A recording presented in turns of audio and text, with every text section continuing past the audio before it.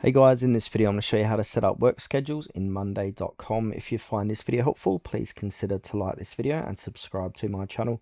In saying that, let's just jump straight into the video. Okay, so monday.com lets you define when team members are available to work, including working days, working hours, weekends, and time off. These schedules can then be used via the workload feature to calculate whether someone is under or over capacity. So now what we first need to do is open up the work schedule settings. So if we can find this here, if we go back, I'm going to click onto my username on the top right hand corner of the page, click onto administration.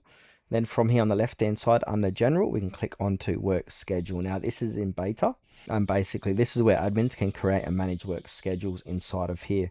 Now to go ahead and create a work schedule, click onto add schedule in the top right hand corner of the page. Now we can select the working days and daily capacity. So if I want to do Monday to Friday from 9 p.m. to 5, I can. So that's an 8-hour working day. If you do a Saturday, say 9 to 12, half day. And to the far right, it's going to say weekly capacity at 43 hours. So from here, I'm going to click onto next. Now we can set time off. So you can add in your periods when employees are available, such as annual leave, public holidays, company shutdowns, personal days, other scheduled times. So if you're shut down over Christmas, say I'm going to choose between the 25th to the 30th. So add time off. I'm going to say Christmas holidays. This is just for demonstration. I'm going to click on add time off. Then from here, click onto next.